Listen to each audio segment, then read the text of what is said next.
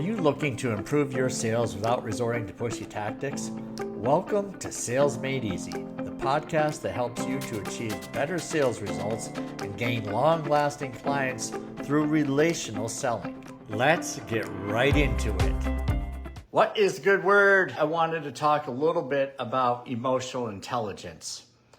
You see, when it comes to selling, most people are really worried and focused on what they will say. Now, that has a lot to do with selling, but I've got to tell you, over the years when I've been around buyers, it's not so much what we say that gets their attention. It's how we say it and what we show them as far as our relationship is concerned. I was in a network event recently, and there's a lot of humor, a lot of good energy going on in the room. And this newer person was talking about who knew various types of people. And he was using the show your hands if you know someone that does this, and show your hands if you know someone does this. And before long, most of the entire room had their hands up. And then the person said, now look around.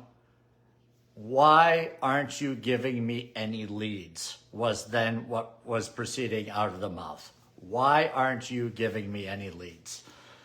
Sort of like, when I heard this, I thought about doing comedy and speaking to an audience and no one's laughing, and then getting mad at the audience because they're not laughing.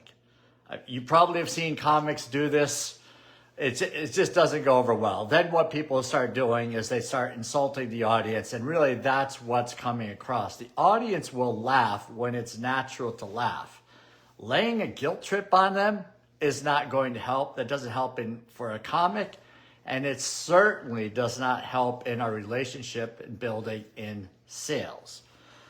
You might have heard Bob Burg's famous line. I believe he is the one that said, if all things are equal, people prefer to do business with those they know, like, and trust. Well, think about that. I mean, do we like doing business with people we know? We say, well, versus a complete stranger, I think I'd rather do business with someone I know. That's why we go to similar restaurants. We go back to the same car mechanic. We start to feel a level of trust once we know the person. And then what about likability? I mean, that's ideal. If we can like the person we're doing business with, sometimes that doesn't always work out. But given the choice, if all things are equal, would you rather work with someone you like or someone you don't like? I think that's a no-brainer. And then finally, it's the trust factor. If we show that we can be trusted, how much more will that help our business versus those who aren't trusted? Now, I've got a bunch of books behind me regarding, a lot of them are related to sales, but it's really the emotional intelligence, I think, is what separates us. When people feel trusted, when they feel like you're really listening and know that you care about them, that's when they recognize that this is a safe tree. So on the aspect of emotional intelligence, I mean, there's a number of aspects. I think there's, some say 4, some say 5. There's the awareness, and then, how you're going to regulate yourself so you don't lose your temper, or you know how to maintain composure. Then there's the empathy that's going on, listening skills. These are different factors of emotional intelligence. Where I'm going to focus on here is the emotional intelligence that comes from being a good listener and making eye contact to build the trust. Now, using that example of the person in the network group that was laying a guilt trip, and that, of course, didn't go over real well. Think about how that scenario could have been better. If the person was building relationships and providing value for people, then an approach like that done with humor, maybe it worked, but I'm just not a fan of guilt by any stretch. That could be for a lot of reasons, but typically guilt as a motivator is not anything that's going to last. So if you're a new networker, if you're networking for the first time in a group and you go a couple of times and you say, well, the people aren't friendly and no one's giving me any leads, people are not real nice, just evaluate that a little bit. Are you going to get leads? Is that all over your face? I'm here to get leads. Have you said that to somebody and said, I'm here so I could grow my business? Or is it, I'm here to provide value for other people? I want to get to make friends here in the community. I'd like to know people. I want to find ways I can help other businesses. That is, I think, comes across a lot better than the person that says, I'm just here to grow my business. So going back to how it takes time to build up the trust factor, so the person that goes for a few times, maybe even for a month or a couple of months, is not getting any leads yet. Question might be, are you trusted yet? And I know for a certainty that I'm not going to give a reference to somebody I don't trust. And this is why. I know how I return phone calls. I know how responsive I am. I know that 10 o'clock in the morning means 10 o'clock in the morning, not 11 o'clock. I know that I'm going to listen well. I know I'm going to tie in whatever product or service I'm selling to what the person really needs. I'm not going to oversell. I'm going to be honest. If the person doesn't need what I have, I'm going to say, this may not be for you. So all of those things are the traits that I'm looking for, plus a whole bunch of others, right? You got to be clean, you got to be a respectful human being and all this, right? All this comes in the trust factor. It takes a while to earn that trust. So for a person that comes into a network group that doesn't have the trust yet, and I don't know how they're working, I don't know how they return phone calls, I don't know what their emails look like, I'm not going to say, here's my client, go take care of them, when I don't even know you. And I don't even trust you at this point. So the trust in a network group has to be earned. Now bring that over to the selling environment, where you're trying to sell something to somebody, and we have to earn the same type of trust, right? We have to let people feel confident in us, or help them to feel confident in us, so that they feel good that the money they're investing is going to have a return.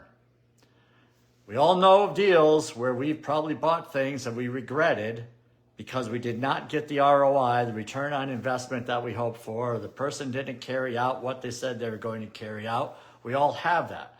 So people's guards are up at times, especially when we're new. So how does all of this tie into the emotional intelligence? Well, the key thing is we want to gain the trust. Therefore, when a person is speaking, this is where the emotional intelligence comes in, is that we need to be showing that we truly care, that we have empathy. Empathy is simply being able to put yourself in the other person's shoes, not as you, but as them. So I want to understand where they're coming from their point of view. It's not easy. So we might often say things like, I don't even know what that person's thinking. I would never do that. Okay, well, that's true with us, but that's not empathy. Empathy is, why are they doing that? What's coming to their mind for them to act a certain way? So how do we make this? So in sales, we want to have these conversations. We want to have conversations, show that we care, show that we're willing to listen with a deep understanding of what they're saying. So in the book, 7 Habits of Highly Effective People, Stephen Covey talks about the various forms of listening. There's pretend listening, there's selective listening, There's this active listening where you're parroting back what people say. You might know people that do this. And I mean, attorneys are really good at this, is because they want to know exactly what a person has or what they experience, and they're parroting back. So let me get this straight. You were walking down the stairs. There was some water on the stairs. You slipped. You fell down the rest of the stairs. You broke your ankle. You yelled for help. Do I have this right? So, so now you're parroting back everything. But the question is, are you showing empathy there? And the answer, I think, is no, you're not really showing empathy. That's when you stop and say, well, how did you feel?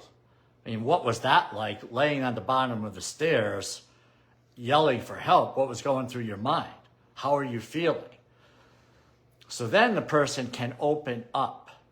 And so as you're having these conversations in sales, our goal is to get them to open up, to feel that this is a safe place so that they can tell us what's really on their mind.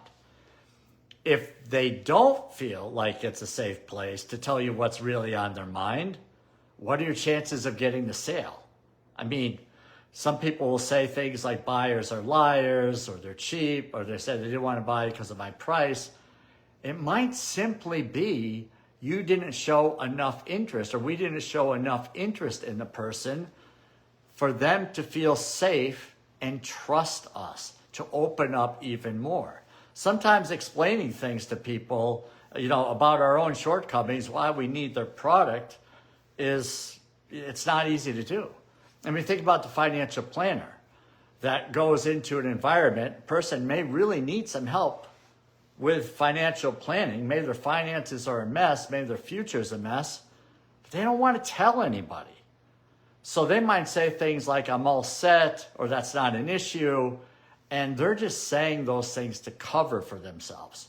But a really good financial planner is going to be a great listener, nod, right? Where we're nodding and encouraging and making good eye contact so that this will all help the person to open up.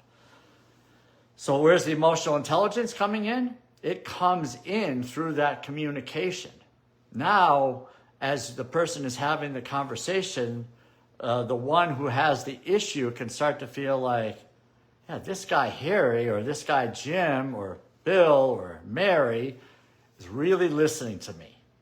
I'm going to say something here and see how they respond.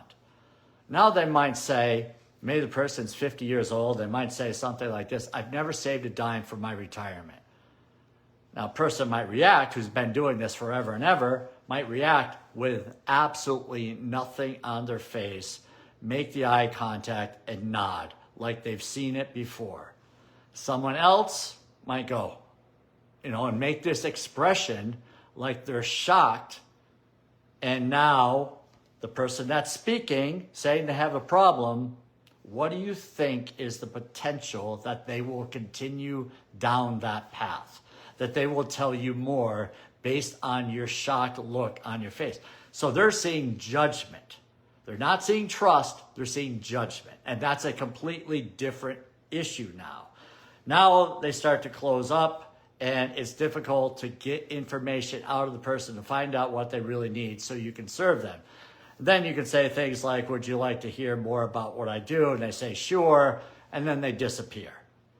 And why do they disappear? You might have done a great job. You might know everything there is to know about how you can help that person. But the very simple fact of you making an expression with your face and your eyes showed them something that they didn't feel comfortable with. The trust factor wasn't there. So this is where that emotional intelligence comes in, is recognize whatever that person is telling you matters to them. And we have to be in the zone and recognize that if we look at them the wrong way, if we say the wrong thing, or if we even start looking out the window, or something catches our attention, or we're buried in our notes, the person's not going to feel the trust. So the eyes are an opening, right? They allow you to see inside the other person's mind. There's actually something scientific about the exchange of eye contact that is builds trust. Oxytocin is released, the trust chemical or the trust hormone. And with that, with the eye contact, with the listening, with the nodding, and then maybe you're saying something back showing that you're listening, but be limited on that. Parroting back everything just shows that you're good at hearing the words, but not good at necessarily being empathetic. Again, this is what people want. This is what the quote is. People want to do business with those they know, like, and trust. Our goal is to build up the trust. So all of this, I mean, reason I'm so passionate about this is if you go mechanically through the steps of a sales process, you can say, I'm talking to my ideal client, right? I've got that part down. I know what their challenges are. I've got that down. I've marketed to them. Now they're coming to me and I have that down. Now I have to bring them in and reel them in. And this is where things start to happen that are negative. It's this skill, this great communication skill of showing empathy, being a great listener, being a great communicator, removing the emotion, which is not easy. Granted, this is where it takes practice. But removing that emotion and then just being there to serve the person. And you can say things like, mentally say things like, I don't know what the outcome is going to be here. I'm just going to serve this person the best and not worry about the sale. I'm going to let go of the need for the sale, to let that go and just put my full confidence in this person, my full attention in this person, and I'll let the chips fall where they fall. An example, I remember one time I was on a sales call with a sales rep, and the buyer was saying something that it wasn't pleasant to hear. The sales rep took it very personally. The sales rep started to put a fake smile on because you could tell they didn't like what they were hearing, and they started to squint a little bit, and their mouth was making this little funny movement like they wanted to say something but they weren't. These are micro expressions. This is where, but when you remove the emotion and just say, I'm going to trust the way this goes. I might hear something I don't like, or I might have to think on my feet, or all the negative things that we might be thinking about on a sales call. Let that go and just focus on finding out what is really important to the person you're speaking to, your potential client. When we do that, this is where the trust can be elevated quickly.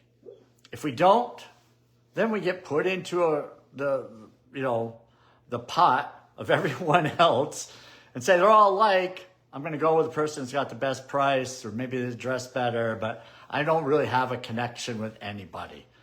And this is where I think you can really make a huge step in the right direction, is becoming one of those empathetic listeners, someone that uses emotional intelligence, someone that takes away the emotion, focuses on the people that are there and what they need, and a whole lot of more potential better outcomes will take place. Going back to the first person in the network event, hopefully that person will learn, provide tons of value for people, understand that we have to earn the trust of others before they start giving us referrals. We have to earn the trust of buyers before they give us business. This is not sometimes an overnight process. Some are really good at it. Others are all about the sale. And, the trust factor may never show up. So hopefully this helps. The outcome is really, I believe you can sell with much more regularity, much more consistency. You can sell with more profit because you're truly understanding what the person needs, which will open up doors for you to dig deeper and provide a better outcome. So use your emotional intelligence if you're struggling in any of these areas, definitely can help you out privately if you like. And, a great book that was super helpful for me, 7 Habits of Highly Effective People, really helped me to understand what the listening skills were. And this can be applied outside of the sales arena. Practice the listening, practice the eye contact, watch how your conversations improve, watch how people open up, and you'll have much better success, much better outcomes. Thanks for listening to Sales Made Easy. If you enjoyed today's episode, please subscribe and share it with your friends. Also, you're invited to join the Facebook group Sales Training Selling with Dignity. Serve first, the selling will follow.